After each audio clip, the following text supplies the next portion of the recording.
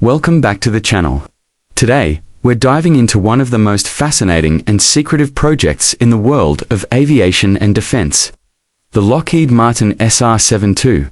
Known as the son of Blackbird, this aircraft is shrouded in mystery and promises to revolutionize aerial reconnaissance and strike capabilities.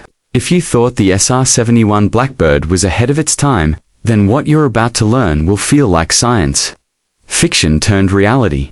The world of aviation has always been driven by a pursuit of speed, stealth, and technological supremacy. Few aircraft have symbolized this quest more than the SR-71 Blackbird, a reconnaissance jet so advanced that it remained unmatched for decades.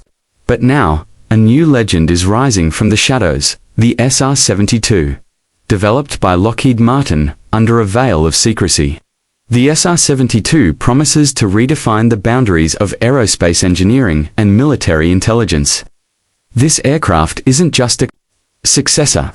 It's a leap forward into a new era of hypersonic dominance. The SR-72 is being developed as part of Lockheed Martin's Skunk Works division, the same secretive branch responsible for engineering marvels like the U-2, F-117 Nighthawk, and, of course, the original Blackbird. Unlike its predecessor, which relied on pure speed and altitude to outpace threats, the SR-72 aims to blend speed with cutting-edge stealth and hypersonic propulsion. While many details remain classified, enough information has surfaced over the years to paint a picture of a platform designed to operate at Mach 6 times the speed of sound. To put that into perspective, Mach 6 is nearly 4,600 miles per hour. At that speed, the SR-72 could travel from New York to London in under an hour. More importantly, it means the aircraft could penetrate defended airspace, gather intelligence, or deliver a payload, and exit before any adversary could react. That kind of capability changes the nature of warfare, surveillance, and global response times. Unlike traditional aircraft engines, which are limited by the physics of combustion and air intake at extreme speeds, the SR-72 is rumored to utilize a combined cycle propulsion system. This includes a turbine engine for subsonic and transonic speeds, and a scramjet short for supersonic combustion ramjet for hypersonic flight. The challenge with scramjets has always been ignition and sustained combustion at extremely high velocities. Lockheed Martin, in partnership with Aerojet Rocketdyne, has been working on this problem for years and claims to have made major breakthroughs. What makes the SR-72 even more intriguing is its dual mission profile. Not only is it envisioned as an ultra-fast reconnaissance platform, but it is also being considered for strike capabilities. In other words, it wouldn't just spy, could also attack. The notion of a hypersonic aircraft launching munitions deep within enemy territory before any radar could detect it is not science fiction anymore. It's a concept that could be operational within this decade. While the SR-72 remains officially in development, multiple clues suggest that a demonstrator may already exist and could be flying in secret. In 2013, Lockheed Martin announced it had begun work on a scaled-down demonstrator expected to fly in the early 2020s. By 2018, several sightings of mysterious high-speed aircraft over the western United States ignited speculation. Eyewitnesses and analysts described sonic booms, radar anomalies, and unexplained engine sounds at high altitude, all pointing toward possible SR-72 test flights. In addition, in 2021, Lockheed's CEO confirmed in a public statement that hypersonic flight is no longer theoretical. While he didn't mention the SR-72 by name, the implications were clear. The technology is real, and the future is already taking shape in classified hangars and high-altitude test zones. The implications of deploying such an aircraft are profound. First, it resets the strategic balance.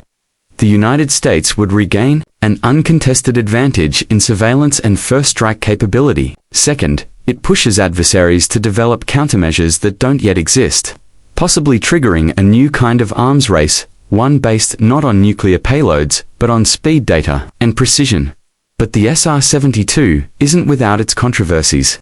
Critics point to its enormous development costs, estimated to be in the billions of dollars. and question whether hypersonic aircraft are necessary when satellites and unmanned drones can already provide global intelligence. Others raise concerns about escalating tensions. If such aircraft can strike anywhere in the world within minutes, how long before they are perceived as destabilizing or even provocative? There are also major technical hurdles that need to be overcome. Hypersonic speeds generate extreme heat temperatures high enough to melt conventional materials. The aircraft's skin must be made of advanced composites and alloys that can withstand this thermal stress without compromising aerodynamics. Communication at those speeds also becomes a challenge. The ionized air around the aircraft can interrupt radio signals, making it difficult to maintain contact during a mission.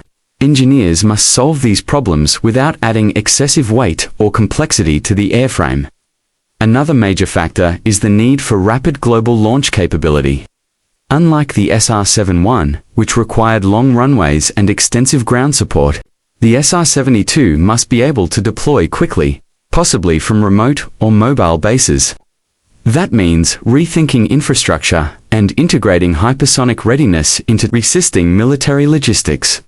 Lockheed Martin has also hinted that the SR-72 could be optionally manned or even fully autonomous. In an age of drone warfare and artificial intelligence, the ability to fly missions without endangering pilots is a critical advantage. Autonomous systems also allow faster decision-making and reduce human error during high-speed operations.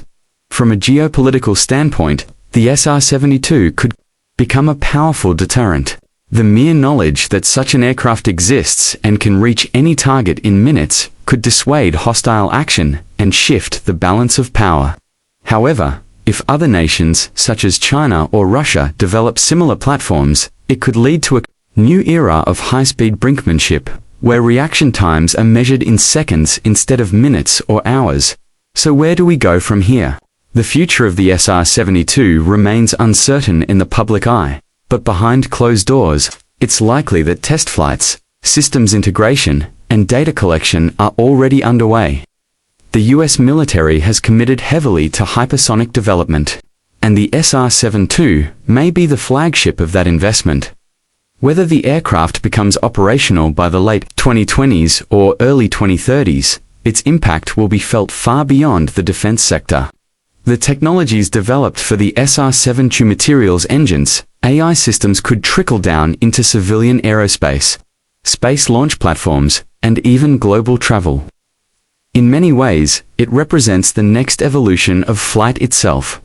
One thing is certain: if the SR-72 lives up to its promise, it will become more than just the successor to the Blackbird. It will become a symbol of a new age of flight faster, smarter, and more lethal than anything that has come before.